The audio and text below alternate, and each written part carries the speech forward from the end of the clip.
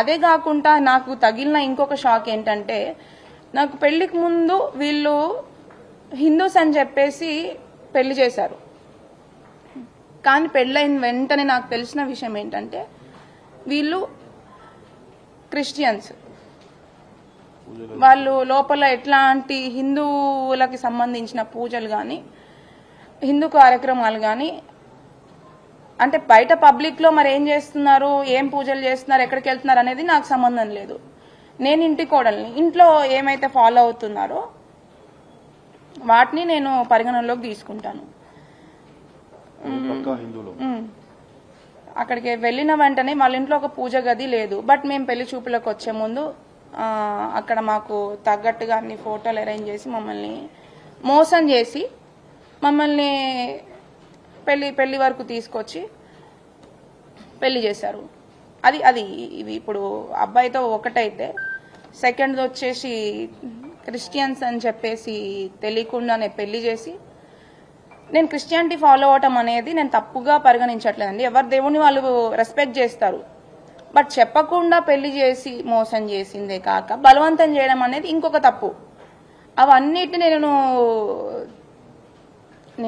నేను ఎఫ్ఐఆర్లో క్లియర్గా చెప్పినా చెప్పకున్నా ఇప్పుడు డైరెక్ట్గా మీకు ప్రతి ఒక్కరికి నా బాధ అర్థమవుతుంది అని చెప్పి ఇప్పుడు ఇంకొకసారి మీకు అందరికీ చెప్పుకుంటున్నాను.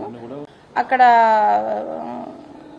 ఆవిడ బైబిల్ చదువుతున్నా నేను వాటిని అన్నిటినీ నేను ప్రతి ఒక్కదాన్ని నేను రెస్పెక్ట్ చేస్తాను ఖచ్చితంగా. బట్ నన్ను బలవంతం చేయడం అనేది ఖచ్చితంగా 100కి 100% తప్పు. అండ్ మా దేవుళ్ళని ఇప్పుడు నేను వాళ్ళని బతిలాడుకోగా నాకు ఒక 3rd ఫ్లోర్లో ఒక పూజ గది పెట్టారు.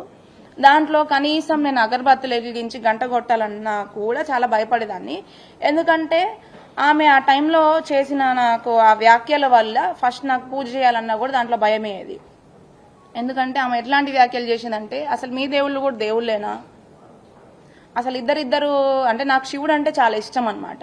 ఎప్పటి నుంచో చిన్నప్పటి నుంచి నేను అక్కడ కూడా వెళ్ళిన తర్వాత ఆ దేవుడినే పూజించుకున్నాను. ఆ దేవుళ్ళ గురించి కూడా అసలు ఇద్దరు వైఫ్లు ఉంటారు, ఇద్దరు పిల్లలు ఉంటారు, వాళ్ళకు కూడా అన్ని మనుషుల్లాగానే అన్నీ ఉన్నాయి. అసలు వాళ్ళ దేవుళ్ళు ఎట్లయితారమ్మా? ఇప్పుడు నువ్వు పూజ చేసావు, ప్రసాదం పెడితే దేవుడు తినేస్తాడా అని చెప్పి ఇట్లాంటి మాటలు మాట్లాడడం కూడా చాలా తప్పు. ఫస్ట్ థింగ్ ఆమె ఇంకా నువ్వు హిందువు, మీ దేవుళ్ళు నమ్ముకున్నావు కాబట్టి నీకు ఇట్లా అయిందేమో, మా దాంట్లోకి వచ్చేసేయి అని చెప్పి ఇట్లాంటి మాటలు మాట్లాడేదన్నమాట. నేను ఎప్పుడు కూడా వాళ్ళ దేవుళ్ళని అయితే నేను తప్పుపట్టలేదు. ఎవరి దేవుడు వాళ్ళకి, ఎవరి దేవుళ్ళు వాళ్ళకే గొప్ప. నేను మీ దేవుడిని రెస్పెక్ట్ చేస్తాను, మీరు మా దేవుడిని కూడా అంతే రెస్పెక్ట్ చేయాలని చెప్పి నేను అనుకునేదాన్ని. అయితే పెళ్ళైన తర్వాత కూడా